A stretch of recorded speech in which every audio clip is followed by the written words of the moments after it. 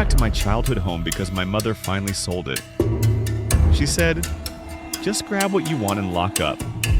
One night, that's it. I thought the worst thing I'd find was dust. Old photos, regret. But at 1:17 a.m., the basement door opened by itself, and a shape that looked like a man made of night stepped onto the first stair. It didn't run. It didn't rush. It just stood there, as if it had been waiting since I was a kid. And I had finally come home to finish something. I saw its face in the first 2 minutes, because it wanted me to know exactly what I was dealing with. It wanted me to remember. The house was smaller than I remembered. Or maybe I'd grown and the place hadn't. The hallway felt tight. The kitchen was just a room with tired cabinets and a faint smell of bleach that never fully left. The wallpaper curled like old skin. I arrived at sunset with one suitcase, a flashlight, and the keys my mother left under a flower pot. Like this was just another normal goodbye. She didn't come with me. She wouldn't even drive past the house. On the phone she had said, "Don't go into the basement. Just don't." Then she'd gone quiet, like she'd almost said more and swallowed it. I laughed at the warning while I unlocked the front door because adults do that. We laugh at the things that used to scare us. We pretend we're not the same animal. But the moment I stepped inside, the house greeted me the way it always had. With that heavy silence that isn't silence. It felt like someone in the next room was listening. I turned on lights. They flickered, then steadied. The living room came alive in weak yellow. I walked through the rooms, touching furniture draped in sheets. Every step stirred dust into the air like ash. And then I saw it. The basement door.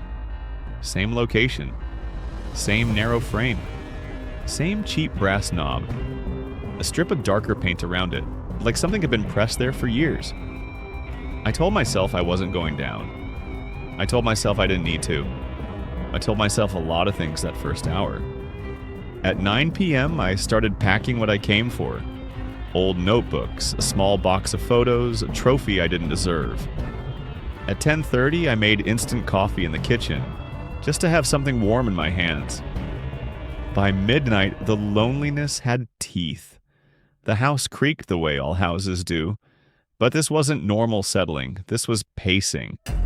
Like the building was shifting its weight from foot to foot. At 1:12 a.m., the lights flickered. At 1:17 a.m., I heard the basement door handle click. I turned my head slowly. The basement door opened. Not wide. Just enough to reveal a thin wedge of darkness between the door and the frame. Darkness so dense it looked wet. And from that wedge, slowly, deliberately, something moved. A shape. Human height. Human outline. But there was no detail at first, just a silhouette too black to be explained by the lack of light. It stepped forward until it filled the crack in the door like a body. Its face wasn't a face. It was the suggestion of a face in shadow, like darkness stretched over bones, as if it remembered what a human should look like but didn't fully respect the design. Where its eyes should have been were two deeper hollows that swallowed light. Where a mouth should have been was a thin, vertical split, like a wound that hadn't healed. It didn't move like a ghost. It moved like something physical, restrained, careful, looked at me like I was a returned item. Then it did something worse than threatening me. It copied me. It tilted its head the exact way I tilted mine. And it whispered my name, using my own voice. Evan. I didn't scream. I know that sounds brave. It wasn't.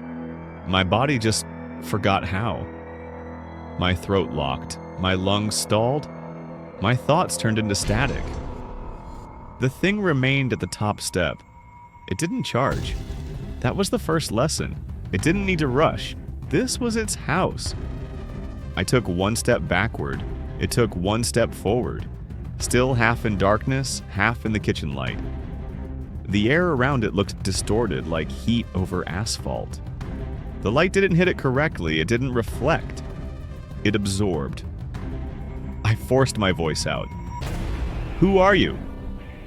It answered in a soft whisper, and the whisper felt like it came from behind my ear even though its mouth never moved. Who I was is downstairs. A cold wave rolled over my skin. "I'm not going down there," I said. The thing's head tilted again, curious, almost amused. "You already did." That was impossible. I had not stepped into that basement in years. I hadn't even looked down the stairs since I was a teenager. I'd spent a lifetime building walls in my brain that led away from that door. The thing's eyes, those hollows, sank into me. "You forgot the rules, Evan." But the house didn't. Behind it, the basement darkness shifted. Not like a shadow, like a room breathing. Then the thing stepped back, retreating into the basement. The door stayed open. The black wedge remained. An invitation. I should have shut it. I should have locked it. I should have left the house and slept in my car. Instead, I stood there shaking, staring at the open door like it was a mouth. Because a part of me, some deep, stupid part, wanted answers. And in the next minute, it gave me a clue. From the basement, a sound rose slowly up the stairs. A child's voice, a child's laugh. My laugh. From when I was 8. It drifted into the kitchen like an old tape playing in the next room. The sound of me happy. Inside the dark. My knees almost buckled. I whispered, "No." The voice laughed again, and this time it sounded like it was right behind the basement door, right on the other side.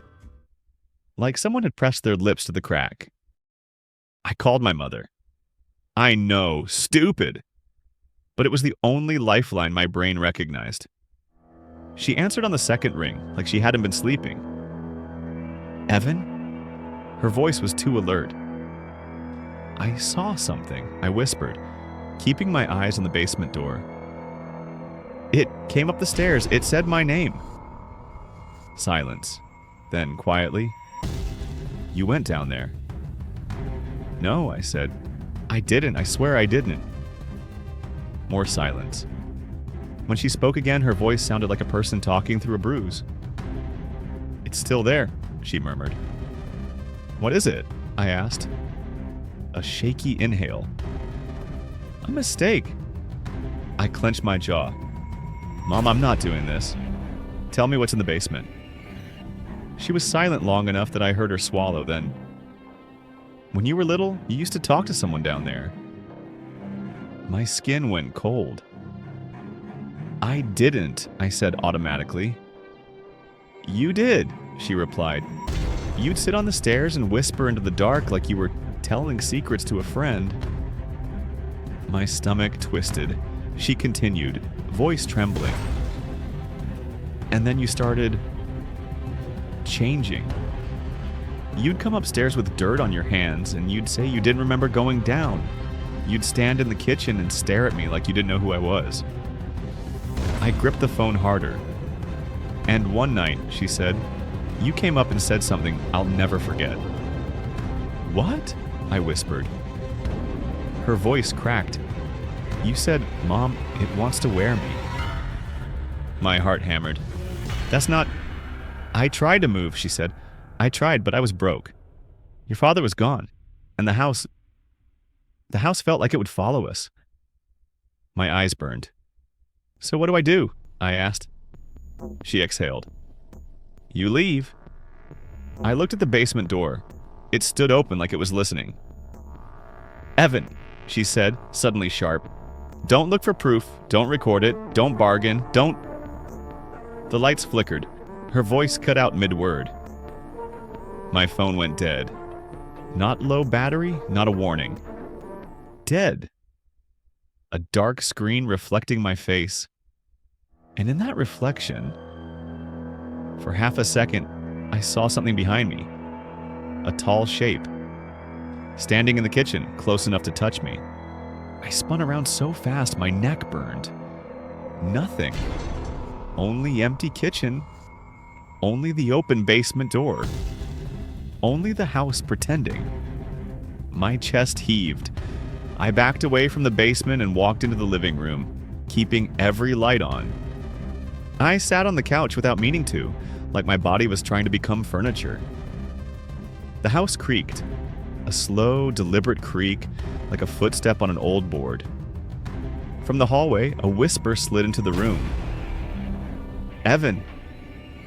My name in my own voice stretched like chewing gum. I stood up, shaking. I'm not going down there, I said louder, like volume could become armor. The whisper replied from the hallway. Then I'll come up. The temperature dropped. Not slowly, instantly, like someone opened a door to winter. The living room lights dimmed, then brightened again. And in that brief flicker, the thing appeared at the end of the hallway. It was fully upstairs now, not half hidden, not peeking. Standing in the open. It looked hyper-realistic in a way my brain hated, like it existed in the same physical rules I did. Its outline was wrong though, too smooth in places, too jagged in others. It wore the shape of a man like a coat, but the fabric was shadow. The vertical mouth split widened slightly, and a wet sound came from it, as if it was learning how to breathe. Then it stepped forward. 1 step, 2. Every time it moved, the lights behind it flickered like it drained energy from the room. I backed up until my calves hit the coffee table. The thing stopped. It stared at me, those hollow eyes like pits. And then it did the cruelest thing it could. It spoke in a child's voice. My voice. From the basement memories. Can we play? My body reacted before my mind did. A sob ripped out of me because I remembered, suddenly, vividly, the sound of myself whispering into the basement, dark, lonely, and desperate for attention. I remembered how the basement had answered, not with words, with comfort, with presence, with the feeling that I wasn't alone. I remembered how good it felt and how wrong. The thing's mouth split widened. It whispered, "You came back." I ran. Not out of the house. Toward the front door, yes. But my legs didn't take me there. I don't know how to explain it without sounding insane. It felt like the hallway changed. The distance between rooms stretched. Like the house didn't want me to reach the exit. I grabbed the front doorknob. It turned, the door opened, and beyond it, not the porch, not the yard, not the street. Just darkness, not outdoor darkness. Basement darkness. A black void that smelled like damp concrete and old secrets. I slammed the door and stumbled backward. The thing was closer now, at the edge of the living room.